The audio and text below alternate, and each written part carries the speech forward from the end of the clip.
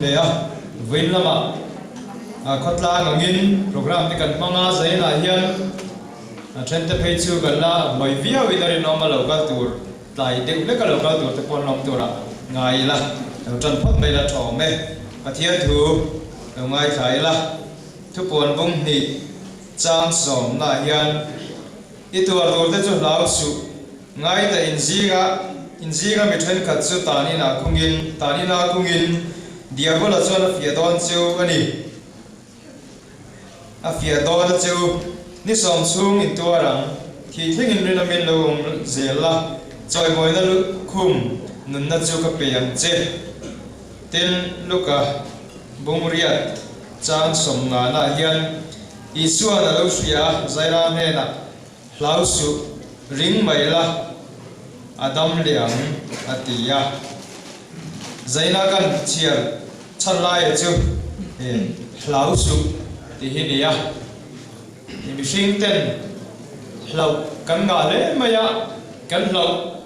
ai nang lowa tui lau tlat te kham sang lau ran olal pa empathian min mangai tu nangin hun tha te min pe a iza ngai na hun ro pui tak ni ro pui tak mai te kan chang theya zaina helaya local khom theya kanom na chan po hi keima ni theina eng ma lowa nang ma en kol na isoi na zo wangani ti kan sia isoi na kan dona ine na nom thu karan soi ni olal pa zaina hian inti siak na olympic sang ni le som pakhat dur tlang KTP Bransina kan buat sai azantina thum na kan lo mang le don nia he hun kan man sum hian olal pa nangi na bul ni tran sakangin to ngin min am puila kan program ti buai thei zong zong te nangin min ne sakla he zaina thuam la hlau lova lim taka kan hun mang thei tur point nangin min tran puila kan program en kima hian nangin lal na te ro puina chakang che hengi paiso Krista mingin kan dile amen le tu na chuan ziak tu so manga thulang te turin kan nei le to na nia zalin ayan group te inti siang na item pathuma inel na kan nei le to na group te man kan salman nun bera khan chutna khan pota khami kan po khan kan na chu le a chu lo te kha halin siam ren de tai la chome Andrea group khan Andrea group te khoma indik te kha Andrea group chutna group kan chu te chu han te minam tom tai la Andrea group mun da chu te chu han fin tai la chome chuan ato ke ti khan lo siam ren mai la Jacob group duit ani dona pakhanna chuan patina chuan worship dance chuan pathumna chuan group action recitation ani hemi kanin ti siang la ending tur hian branch on lam pangmi dan che dan khan trong trai la ma po kanan som ania zalina hian sa fai mai kan som te anon dilo tin theya ama sain in bel thiat tiala han nei tai la chome selasi branch atangin purang mun ki masai lo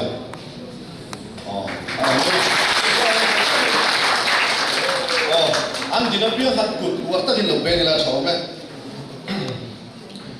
tawal pi ram nun sala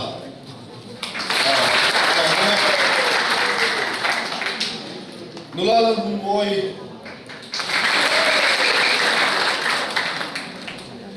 pu pi sinal rupiah dukna modras Langwal H Ranun Sara ani nula juli lorin zami kan so ke minun mo ko mo sa sani na mun hutam mai kan so na de mai ko mo anon ti ho ti na fangin an so malong thu branch mingin kan so yani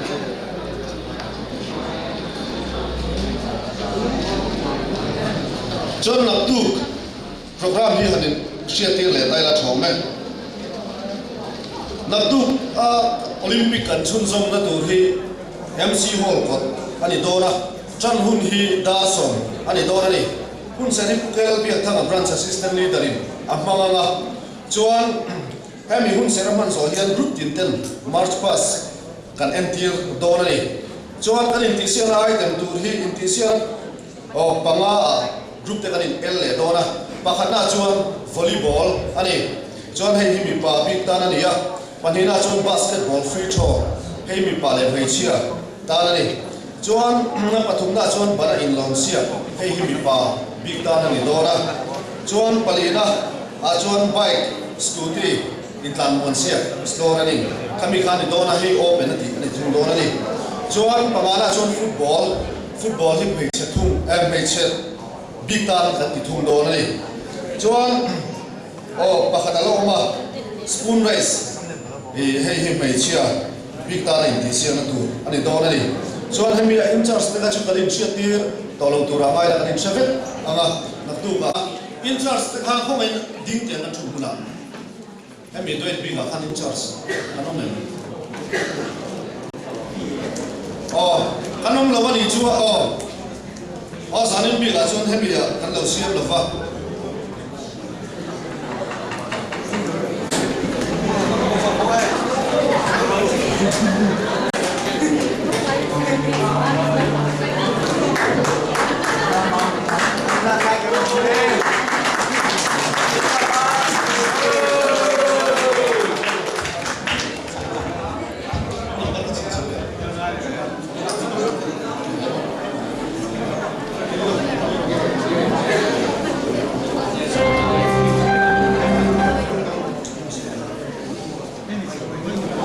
group finance in ten tuna Andrea group finance in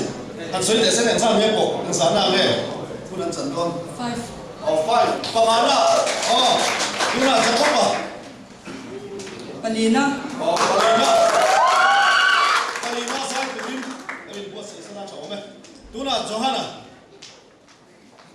Parukna ato per sai tuin no in boss se Mathaya Pathumna Pathumna hai hol John Peter group te Patina tuna pinta an puka an over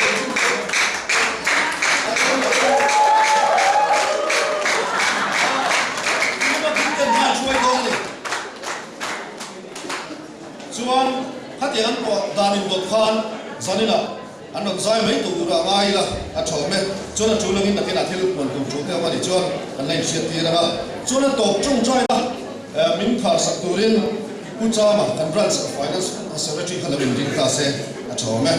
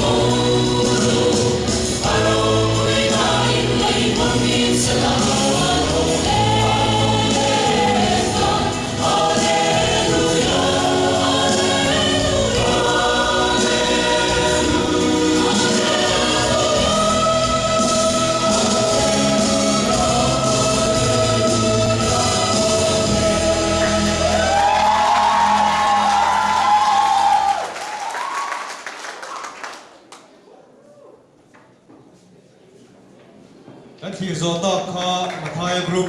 nia hodom ko dona hian petera group te lawin ring sela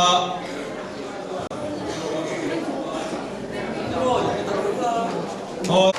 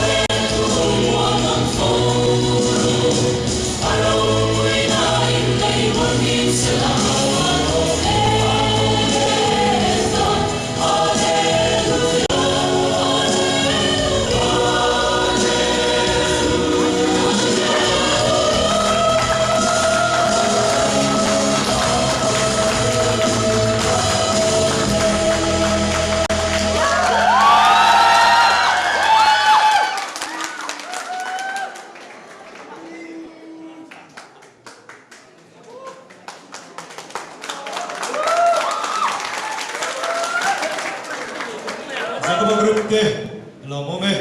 le don le chuan petera group te som le anga ani to da hian zo da group te lawin ring sela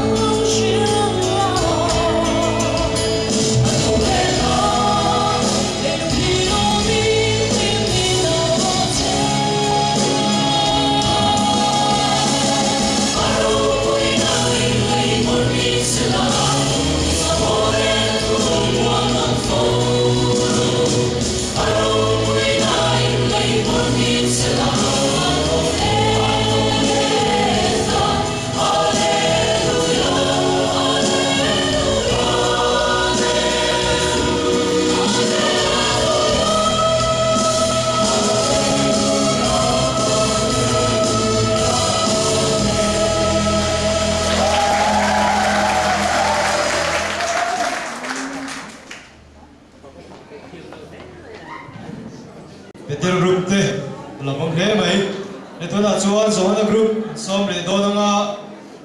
adon le la dik turin an ria group te anan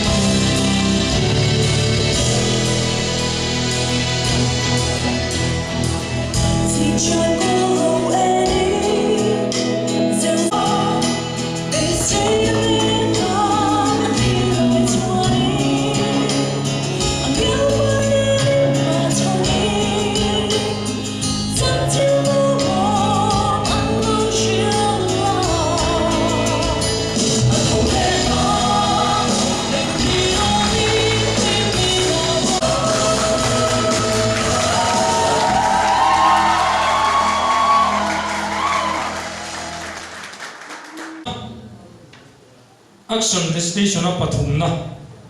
group pani anoma Philippa group le Zohana group ke pathumna veveni ti Pandina Petera group chuan Zohana group le Philippa group le Petera group kan langta pahat na chu chiang to indian chiang chung lo pahat na Jacoba group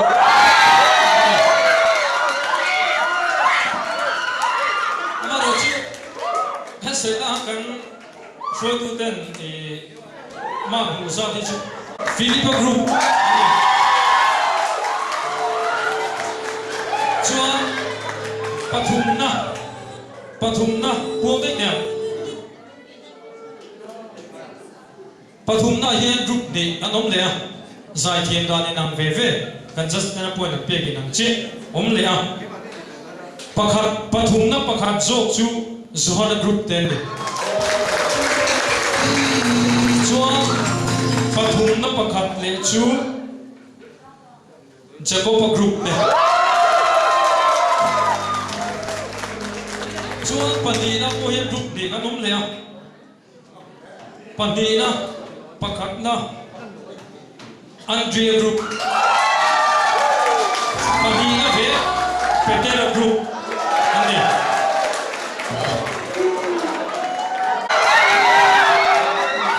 ala thiam lo be ni pakhat na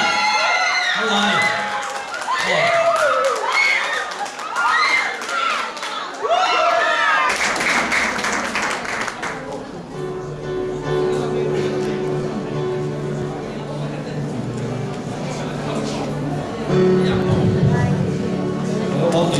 Saya kau punya nulisan.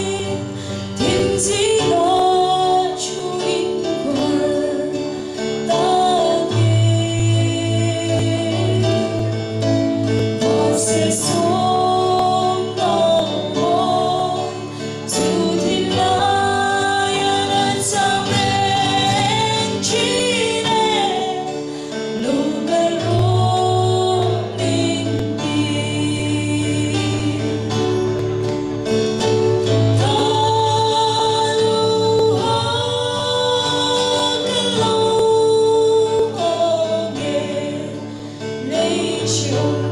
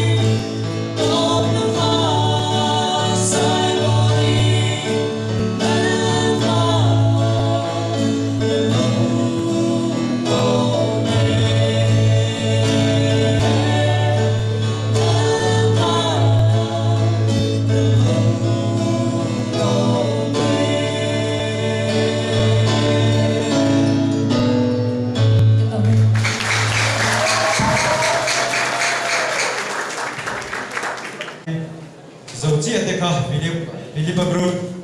dangwal rang patsuana le nula larin ruagi teni hlawom le mai le dona chuan Peter Group atangin zai turte som le ila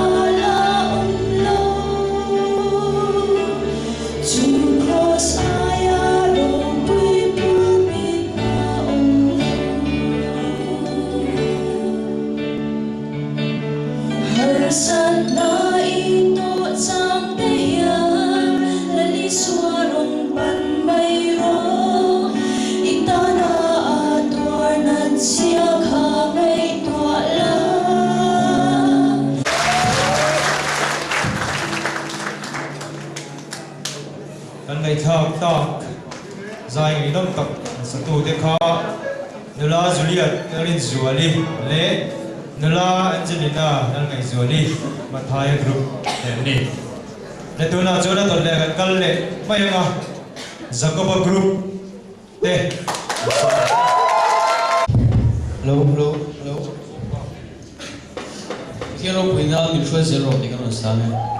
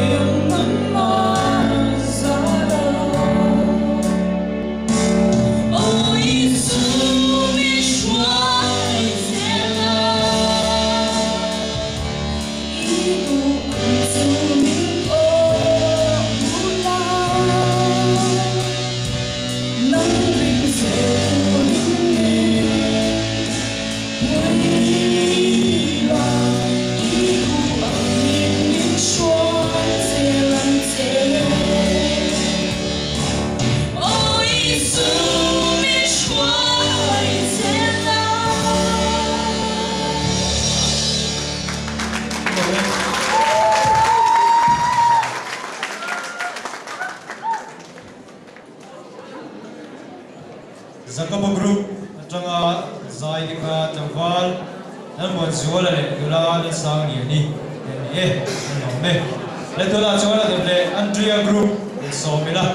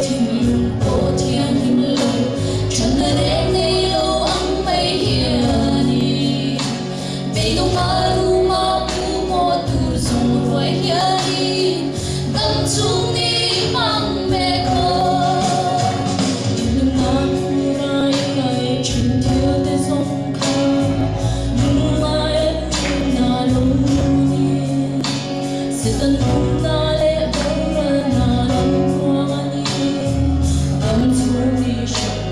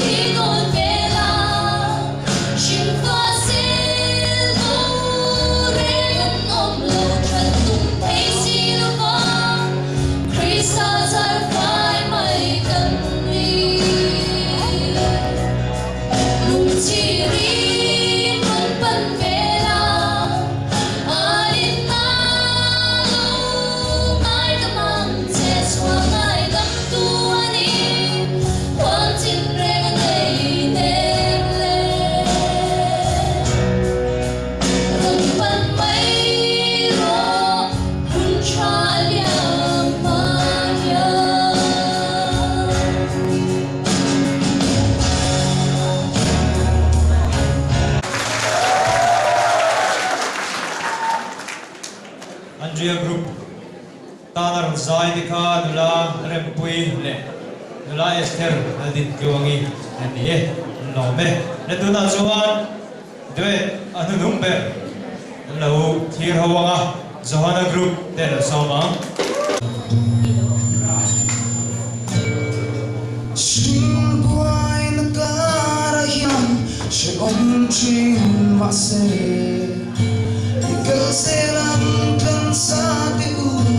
Atan tok seli Kufer moy na lelim na Mangin lang mase Humrei anilo Atan at bezeli Ikal selam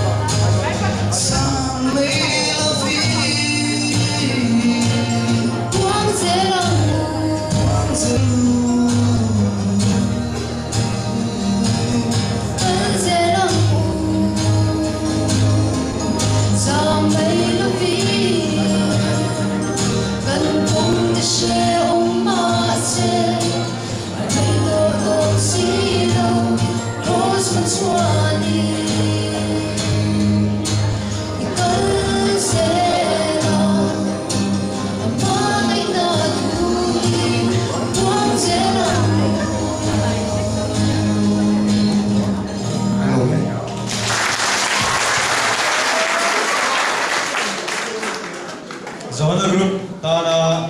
Zaika Tangvala Le Moya Le Nula Dr. Albiak Sangi Denia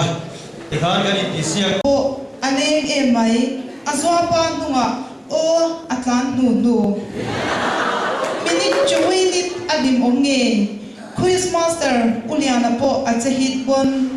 Aneng emai Mr. Contest po sexy.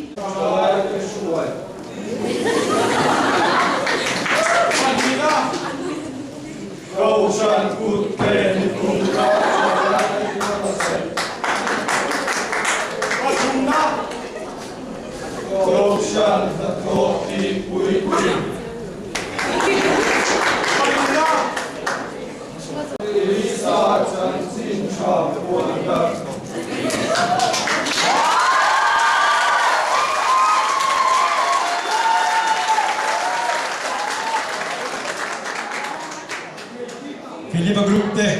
lo le mai ka thil common lo tak mai kan thira kan thiam ta munom don Johanna Group te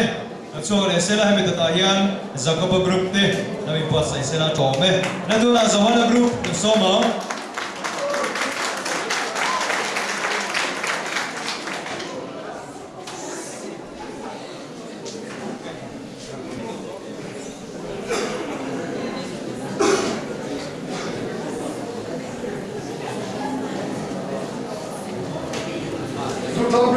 KGP Johanna Group te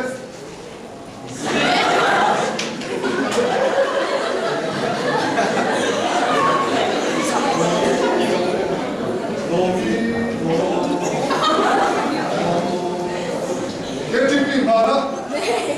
FSC Bundi Sanso Til Chati Akan Krista Iswa Suat Siama Omin Ama Kutswa Kanisia Chu Til Chati Chu Kan Maturin Pathian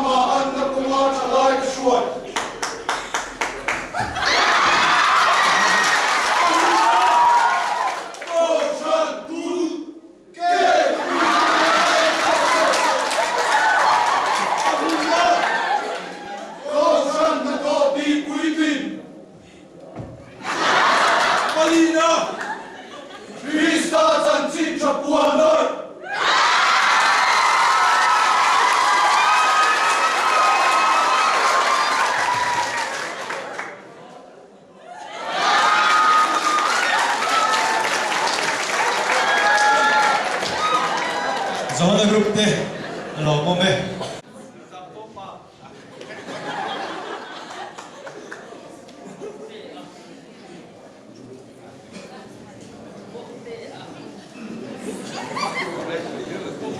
Tuna Kata Soy Kutu KGP Chu Mana FSC Bundi Sanso Til Chati Akan Krista Iswa Suat Siama Omin Ama Kutswa Kanisia Chu Til Chati Chu Kanom Na Turin Pathian Min Abua Sailo Kanin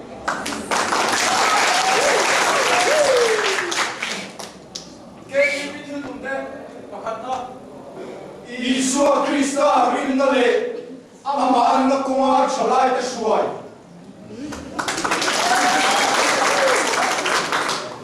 Panina Kokan Kutke Idura Chalai Te Buat Sai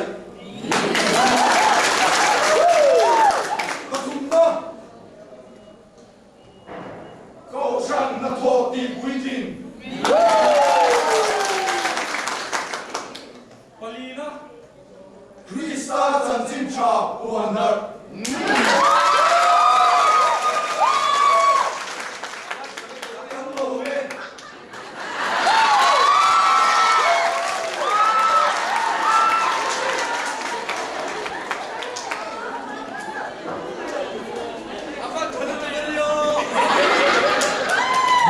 Chuan Dia Group som le do na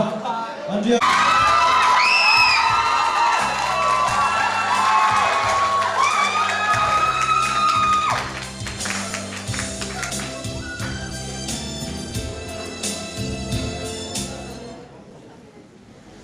KJP in ha na pathian thu FSC bung hi chang som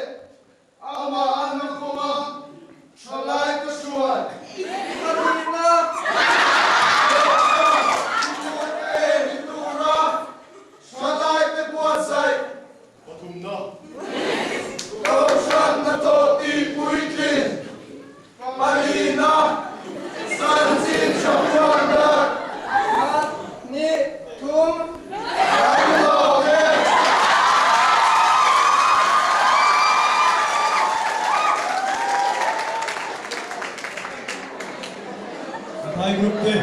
là hôm lễ mấy tôi là chúa tôi lúc về cái tên là group cần lâu cầu đó có mà Happy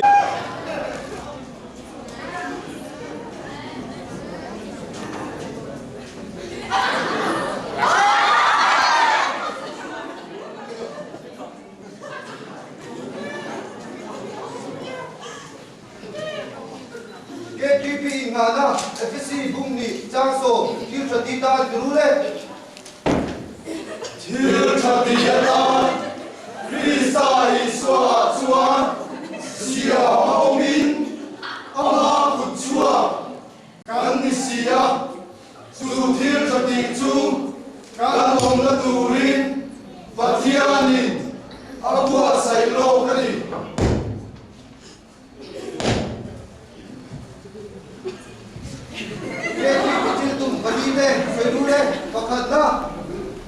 Iswa Krista Rinale Aha Nakoma Halai Teshwai Kandia Koshan Kutke Litura Halai Lebuasai Patuna Koshan Natoti Puitin Palina Krista Zanzin Chapua Dar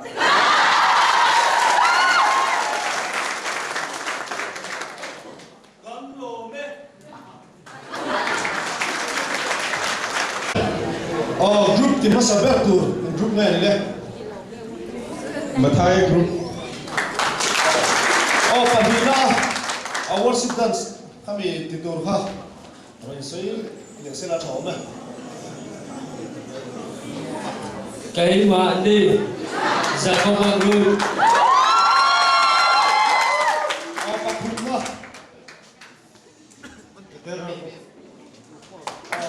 Palina worship dance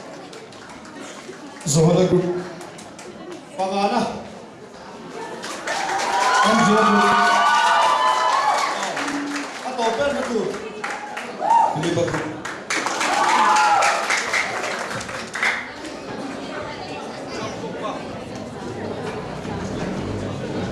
Nantikhari Dodatur Mathaya Masaperanga Sakopan Dotama Petera Zohana Andrea Philippan Rong Hardona Una chuan rei lu te chon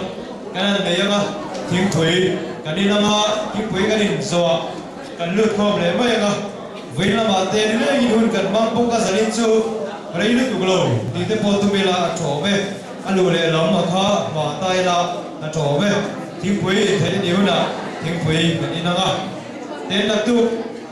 FC hall ko kan hun ma na tu ra khan zikara hatlang omani kha zik daru ka chuan MC hall ko ta chu khomila tin vai lama ka chen na lu ma te khotlang anga natlang ko te poli ti kan sia chu te ne po chuan ti ko ta te po mo me in charge te phei ka chu ngai mo zo tai la na cho me o in charge te khan kan ngai te ma kan man ruwa kan ma mo tu ram chi kha ran kek chuak pok tai la na cho me ruat pi ka nom lawa natlang a hian rem cha lam piang kalila kan po chuan tam chuan kan so ma don ani le tu na chuan chon ro ne mu